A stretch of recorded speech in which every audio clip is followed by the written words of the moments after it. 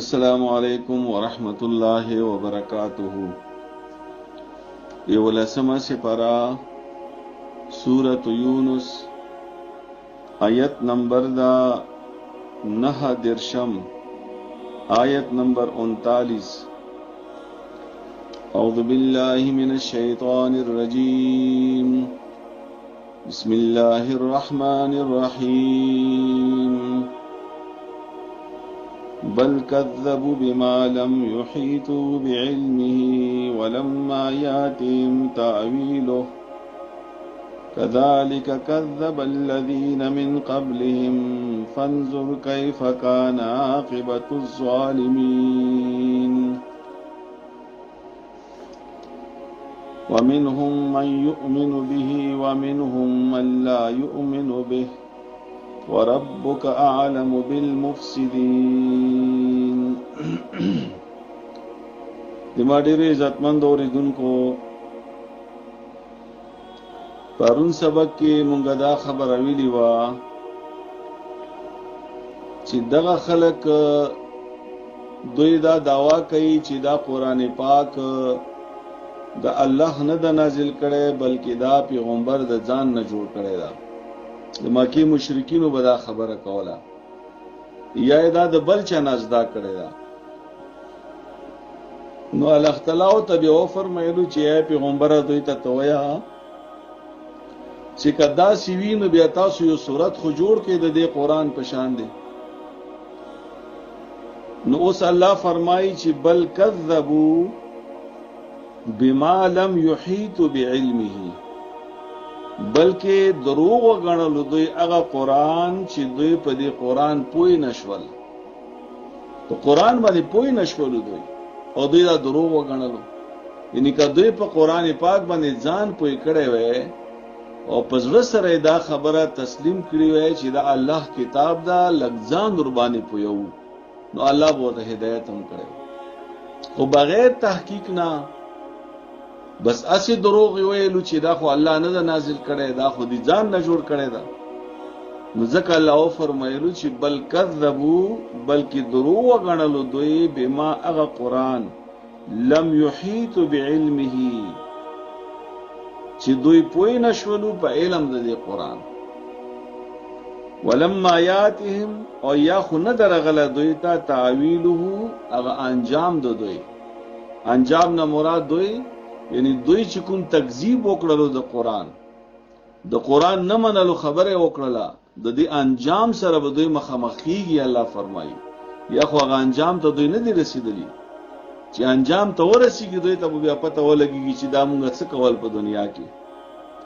کذالک کذب الذین من قبلهم، الله فرمایي چې همدارنګې مخکې خلکو هم دغه کار کړی ده د الله کتابونو سره، تورات سره، انجیل سره، زبور سره، صحیفو سره، پیغمبرانو سره. هغوی هم پیغمبران نه دي منلي، نو د هغوی انجام وګوره.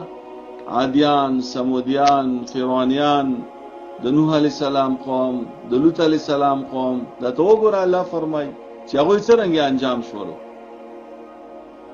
نو فانظر کیف کان عاقبة الظالمین، نو وګوره ته څرنګه یو انجام د هغو ظالمانو.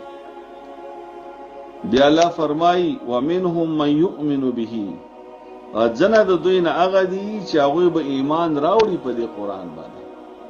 لکه نن الحمدلله ډېرو خلکو په قرآن پاک ایمان راوړی ده. ومنهم من لا یؤمن به، او ځنه د دوی نه هغه څوک دي چې هغوی به ایمان را نه وړي په دې قرآن، ځکه چې هغوی قرآن باندې ځان نه پوهوي، د دې خبرې احساس هغوی سره نه کېږي. وربک اعلم بالمفسدین، او د تا رب چې دا هغه د فسادیان خلق دا ښه پېژني.